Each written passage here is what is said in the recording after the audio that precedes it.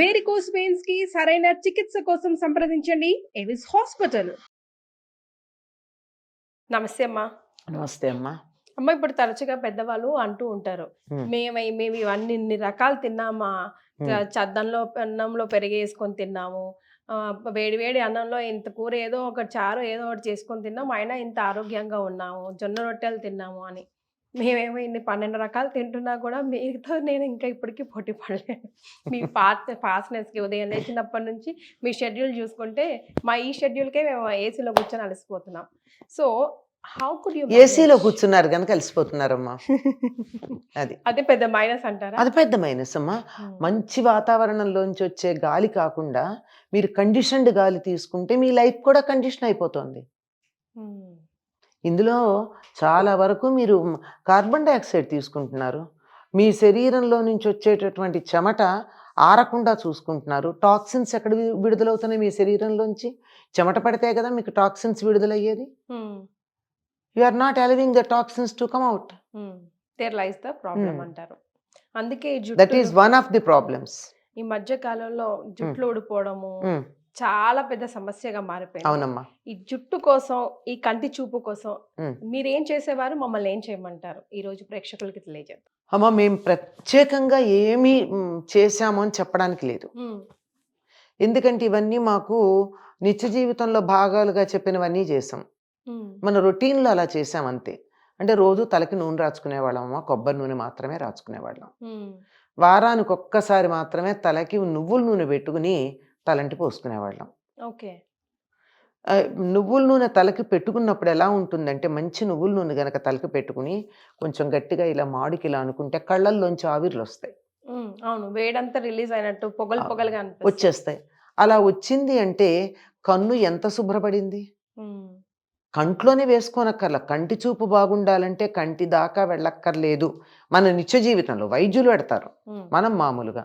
కనుక జుట్టుకి మేము చేసిన ఏకైకమైనటువంటి పని చక్కగా 2 పూట్ల తల దువ్వుకుని గట్టిగా జడ వేసుకుని చివళ్ళకి బాగా చిన్నప్పుడు రిబ్బన్లు పెట్టుకునేవాళ్ళం. తర్వాత రిబ్బన్లు కొద్దిగా కొంచెం పెద్ద క్లాసులకు వచ్చాక 7, 8 క్లాసులకు వచ్చేటప్పటికి జడకుప్పలు పెట్టుకునేవాళ్ళం. జడకుప్పలు పెట్టుకుని కొంచెం బరువు ఉంటాయి కదా, జుట్టు సాగుతుంది అంటారు. అందుకే పెట్టేవారు, సాగుతుంది జుట్టు. ఇప్పుడు కూడా మనకి పెర్మింగ్ అవి చేసేవాళ్ళు కావాలంటే దాన్ని ఇలా పెడతారు, స్ట్రైట్ అని కావాల్సిన వాళ్ళు సాగదీస్తారు. మాకు స్ట్రైట్గా కావాలనడానికి ఇంకో మార్గం ఏంటి, చక్కగా చివరి దాకా. పైగా ఇంకోటి ఏమవుతుందంటే చివళ్ళు చిట్లవు, చివరి దాకా అల్లుతాం గనక చిట్లవు. అప్పుడు స్ప్లిట్ ఎండ్స్ అని చెప్పి కట్ చేయాల్సిన పని లేదు. కనుక అసలు కత్తెర పెట్టడం అన్నదే లేని పరిస్థితి. అందువల్ల అంతవరకే చేసేవాళ్ళం. కనుక జుట్టు నూనె రాచేవాళ్ళం గనక దాని సహజమైనటువంటి ఆ మెరుపుని కోల్పోయేది కాదు, అంతే. కాకపోతే ఎప్పుడన్నా కాస్త జుట్టుకు పోషణ కూడా చేసేవాళ్ళం. తెచ్చి బాగా నూరి దాన్ని ఈ కుంకుడుకాయలతోనే తలంటి పోసుకునేవాళ్ళం. ఆ కుంకుడుకాయ రసంలో కలిపి పోసుకునేవాళ్ళం. అది దాని మించిన కండిషనర్ మరొకటి లేదు. బ్రహ్మాండ. అసలు జుట్టు మీద ఇలా చెయ్యి పెడితే తలంటి పోసుకున్నాక ఇలా జారిపోవాలి. ఎవరైనా కావాలంటే మీరు ప్రయోగం చేసి చూసుకోవచ్చు. మందారాకు తెచ్చి బాగా దాన్ని మేము నూరేవాళ్ళం, మీరు మిక్సీలో వేసుకుంటారు. జిగురుగా వస్తుంది, జల్లులాగా వస్తుంది. దాన్ని నూరితే దాన్ని తలకు అప్లై చేసుకుని స్నానం చేసి చూడండి. దాని తర్వాత మళ్ళీ కుంకుడుకాయ పెట్టుకున్నా సరే ఆ జుట్టుకు ఒక మంచి షైనింగ్ ఉంటుంది. మీరు అదేమిటంటే కండిషనర్ ఏదో అంటారే, మెరుస్తూ ఉండడానికి జుట్టు ఇలా సాఫ్ట్ గా ఉండి మెరుస్తూ ఇలా ఫ్లో అవ్వడం అంటారు చూడండి, అలా. అలాంటి ఈ సీరం ఏవో చాలా బాగా 12 రకాలు పెట్టాలి దానికోసం. మీరేమో సింపుల్ గా 2, దట్టు ఆర్గానిక్ అంతే. పెరట్లో మందార చెట్లు ఉండేవి, 4 ఆకులు తెచ్చి నూరేసేయడం, దాన్ని ఆ కుంకుడుకాయలు దాంట్లో కలిపేసుకోవడం, అది పోసుకుంటే. అంటే అది మాకు వదిలినట్టు ఉండేది కదా అప్పట్లో, మెత్తగా ఉండేది కదా, రఫ్గా బ్రిస్క్గా చేతికి తెలియాలి. అందుకని ఏం చేసేవాళ్ళం, అది ముందర పోసుకుని తర్వాత మామూలు నీళ్ళు పోసుకునేం. మామూలు రెండోసారి వాష్ చేసుకునేటప్పుడు కుంకుడుకాయ రసంతో చేసుకుని అలా. ఇది అప్పుడు మేము చేసినటువంటి సేవ. ఉమ్, అది కాక ఎప్పుడన్నా నువ్వుల నూనె ఒంటికి అంతా రాసుకుని స్నానం చేసేవాళ్ళం. ఉమ్, ఈ నువ్వుల నూనె కొంచెం రాసుకోవడం వల్ల ఈ మోకాళ్ళ నొప్పులు కానీ కీళ్ళ నొప్పులు కానీ ఇవేం రాకుండా ఉంటాయి. ఎప్పుడన్నా కాస్త తలనొప్పి కళ్ళు మంటలు లాగా అనిపించినట్టయితే అరికాళ్ళల్లో ఆమదం కానీ నువ్వుల నూనె కానీ రాసేవాళ్ళం. ఓ తలనొప్పి వస్తే కంటి. ఉమ్. ఓ అరికాళ్ళల్లో రాస్తే కళ్ళల్లో నుంచి ఆవిర్లు బయటకు వస్తాయమ్మా. ఉమ్, అరికాళ్ళల్లో కానీ ఇప్పటికైనా చాలామంది ఆయుర్వేద వైద్యులు చెప్పేది అంత పాటించే ఓపికలు లేవు. ఉమ్, పాటించగలిగినట్టయితే ఆవు నెయ్యి కానీ నువ్వుల నూనె కానీ కొబ్బరి నూనె కానీ ఉమ్, ఆముదం కానీ ఉమ్, కొద్దిగా ఒక 2-3 చుక్కలు ఎక్కువ రాస్తే మళ్ళీ జిడ్లు వస్తాయి. ఓకే 2-3 చుక్కలు తీసుకుని అరికాళ్ళల్లోకి మర్దన చేయడం, లేదా ఒక చుక్క బొడ్డులో చిన్నపిల్లలకి బొడ్డులో వేసి పడుకోబోయే ముందు బొడ్డులో వేసి పడుకోబెట్టినట్టయితే ఉమ్, వాళ్ళకి నిద్ర హాయిగా పడుతుంది. కంటి చూపు కూడా బాగానే ఉంటుంది. ఓ ఇవి ఓకే. మన శరీరంలోకి ఎక్స్టర్నల్గా ఇచ్చేటటువంటి ఎడిషన్స్. ఉమ్, ఆహారం విషయంలో కాక ఉమ్, ఇంకా ఆహారంలో గనక అయినట్టయితే అన్నీ తినాలమ్మా, ఇదే తింటాం అదే తింటాం అనే నియమం లేకుండా ఉమ్, ఏ ఋతువులో వచ్చేది ఆ ఋతువులో తినాలి, ఏ కాలంలో వచ్చేది ఆ కాలంలో తినాలి. ఈ మధ్యకాలంలో మనకి చాలా ఫ్యాషన్ అయింది ఏమిటంటే మన దగ్గర పండే పంటల కన్నా ఇతర ప్రాంతాల నుంచి దిగుమతి చేసుకునే వాటి మీద మోజుతో అవే తింటూ ఉన్నాం. ఎవరింట్లో చూసినా బీట్రూట్, క్యారెట్, క్యాబేజీ, టమాటా ఇవే కనపడుతున్నాయి. కానీ ఉమ్, ఇవి కాకుండా మిగిలిన వంటలు ఎక్కడన్నా కనపడుతున్నాయి మహా అయితే ఓ వంకాయ కనపడుతుంది, లేకపోతే ఎప్పుడన్నా ఒక అరటికాయ కనపడుతుంది, మహా అయితే బీరకాయ కనపడుతుంది. ఉమ్. ఇంతకు మించి వేరే రకాలైన కూరలు ఎక్కడన్నా మీకు కనపడుతున్నాయా? ఇంకా ఏమున్నాయమ్మా? బెండకాయలు, దొండకాయలు, బెండకాయలు ఉన్నాయి, దొండకాయలు ఉన్నాయి, చిక్కుడుకాయలు ఉన్నాయి, గోరుచిక్కుడుకాయలు ఉన్నాయి, ఆకుకూరలు. ఆకుకూరలు ఉన్నాయి, ఉమ్, పొట్లకాయలు, చమ్మకాయలు, చిక్కుడుకాయలు, ఎన్ని కాయలు ఉన్నాయి, ఉమ్, ఎన్ని ఆకుకూరలు ఉన్నాయి. ఆకుకూరల్లో మనకి తెలిసినంతసేపు చుక్కకూర, పాలకూర, తోటకూర, తోటకూర. మహా అయితే మెంతికూర. ఉమ్, అంతేకాని వేరే రకాల తెలియట్లేదు కదా. ఉమ్, రకరకాల ఆకుకూరలు ఉన్నాయి, రకరకాల కాయగూరలు ఉన్నాయి, ఇన్ని కాయగూరలు. ఇవి కాకుండా మళ్ళీ మనకి ఎన్ని రకాలు ఉన్నాయి. అరటి చెట్టు ఉందంటే అరటి పువ్వు ఉమ్, వాడతాం, అరటి దూట వాడతాం. ఉమ్, ఇవన్నీ తెలుసా? తెలియవు. ఇన్ని తింటూ ఉంటే ఒక్కొక్క దానికి ఒక్కొక్క ప్రత్యేకత ఉంది. మరి అదే తింటూ కూర్చోవడం కాదు, అన్నీ తింటూ గనక ఉన్నట్టయితే మన శరీరానికి కావాల్సినవి అది తీసుకుంటూ ఉంటుంది, సరిపోతుంది. అన్ని రకాల పదార్థాలు తినాలి. అంతేగాని రోజు లెక్క ప్రకారం ఇదిగో ఇన్ని ఆల్మండ్స్, మరి ఇన్ని జీడిపప్పులు ఉమ్, అని లెక్క ప్రకారం పెడితే అందరి శరీరం ఒకటి కాదు కదా. ఉమ్, ఒకళ్ళకి ఇంత ఆహారం కావాలి, ఒకళ్ళకి ఇంత ఆహారం కావాలి. ఆకారాన్ని బట్టి కాదు, వాళ్ళ ఉమ్, శరీరం యొక్క తత్వాన్ని బట్టి ఎవరికి ఏది కావాలో, ఎవరికి ఏది ఉపయోగపడుతుందో. ఒకే పదార్థం ఒకళ్ళకి పనికొచ్చేది, మరొకళ్ళకి పనికిరాదు.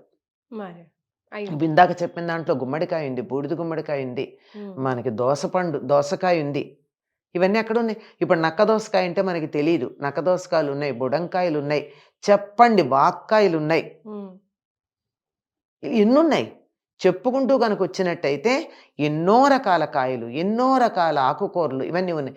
చామ ఆకులు వాడేవాళ్ళు, ఉమ్, ములగాకులు వండుకునేవాళ్ళు. ఉమ్, మరి ఇవన్నీ అప్పుడొకటి ఏదో ఒకటి వాడుతూ ఉండడం వల్ల శరీరానికి కావాల్సినటువంటి పోషకాలన్నీ వచ్చేవి.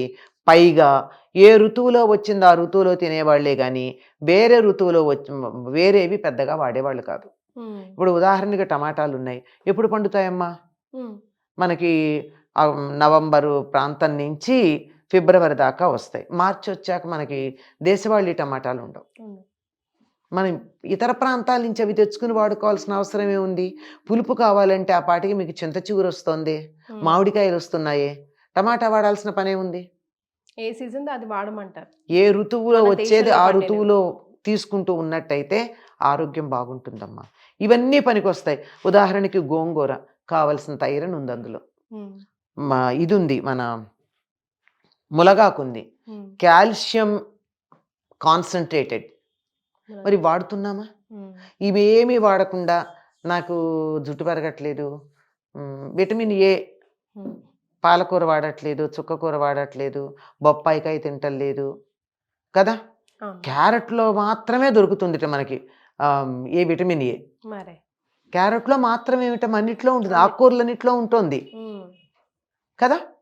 ఇవేమి అన్నీ తిన్నట్టయితే అన్ని రకాలైనటువంటి ఆహారాలు మనకి కావలసిన పోషకాలు పరిపూర్ణంగా వస్తాయి. అదొక్కటి గుర్తుపెట్టుకున్నట్టయితే హాయిగా ఉంటుందమ్మా. జుట్టు ఏమిటో తెలుసా? శరీర ఆరోగ్యాన్ని తెలియచెప్తుంది. ఒక వెంట్రుకను చూసి వ్యాధిని చెప్పగలరు. అది కాంతివంతంగా ఉందా, డల్గా ఉందా, బ్రిటిల్గా ఉందా, సాఫ్ట్గా ఉందా, ఆయిలీగా ఉందా, మెరుస్తోందా, డల్గా ఉందా, దాన్ని బట్టి ఆరోగ్యం తెలుస్తుంది. అందుకని జుట్టుకి బాహ్యమైనటువంటి పోషణలు కాదు, ఫ్రమ్ విదిన్ రావాలి. హాయిగా ఐరన్ కాల్షియం బాగా ఉన్న ఫుడ్ తినండి, విటమిన్ ఏ ఉన్నది తినండి. ఎన్నున్నాయి మీరు ఇవి కాక ఏమున్నాయంటే ఎన్ని పేర్లు చెప్పాను నేను.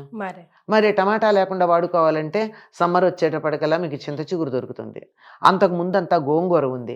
ఆ తర్వాత మామిడికాయలు 4 నెలల పాటు దొరుకుతాయి. ఆ లోపల ఉసిరికాయలు దొరుకుతాయి, చింతకాయలు దొరుకుతాయి. ఇవన్నీ ఉండగా టమాటాలు ఎందే వంటట్లా చేస్తాను అనే దృష్టిలోకి వచ్చేసినటువంటి వాళ్ళకి ఒక సెట్ ఆఫ్ భోజనం చేయడం అలవాటైతే ఆ సెట్లో ఉండే పోషకాలు దొరుకుతున్నాయి.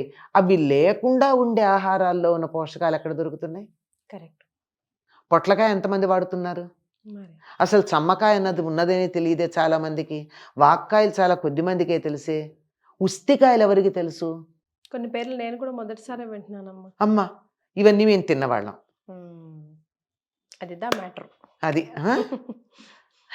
అలా అనకండి. నన్ను చూసి మీరు ఇవన్నీ ఉన్నాయి, మీ జుట్టు ఇలా ఎలా ఉంది, మీ కళ్ళజోడు ఎందుకుంది అని అనకండి. వయస్సు ఒకటి, రెండు అది అలవాట్లు ఒకటి. అలవాట్లు కూడా కారణం. మరి పడుకుని చదివే అలవాటు ఉన్నప్పుడు కళ్ళజోడు రాకుండా ఏమవుతుంది? పడుకుని చదవకూడదు కంటి చూపు బాగుండాలంటే. తర్వాత బ్రైట్ లైట్ పుస్తకం మీద ఉండాలి, కంటి మీద ఉండకూడదు. ఇప్పుడు ఇక్కడ కూర్చుని చదవకూడదు, నా మొహం మీద లైట్ పడుతున్నప్పుడు చదివితే కంటికి ప్రమాదం. తర్వాత ట్రావెలింగ్ లో కదులుతున్నప్పుడు, తర్వాత చదివేటప్పుడు ఎప్పుడు కూడా మన పిల్లలు ఇట్లా పెట్టుకుని కానీ చదువుతారు, అది మంచిది కాదు. 45 degrees ఉండాలి చదివే పుస్తకానికి. మన కంటికి అడుగుంబావు దూరం ఉండాలి పుస్తకం. ఇలాంటివి పాటిస్తున్నామా? చదివేటప్పుడు ఇలా నిటారుగా కూర్చుని ఇలా పెట్టుకుని గనక చదివితే ఎంత చదివినా కంటి చూపుకి ఇబ్బంది లేదు. లైట్ ఇక్కడ పడాలి లైట్, నా కళ్ళ మీద కాదు. ఇవేం పాటించకుండా తర్వాత ట్యూబ్ లైట్ ఒకటి అంత మంచిది కాదు కంటి చూపుకి, మామూలు లైట్ మంచిది. సో ఇవన్నీ మనం ఒకసారి ఎస్టిమేషన్స్ వేసుకోవాలి. వీటిలో వీలైనంత వరకు. ఇవేవి వైద్యులు చెప్పేవి కాదమ్మా, ఇంట్లో పెద్దవాళ్ళు చెప్పిన మాటలు కనుక. వీటిని కనుక మనం కొంచెం జాగ్రత్తగా పాటించగలిగినట్టయితే బాగానే ఉంటాం. రైట్ అమ్మా, thank you so much. Thank you.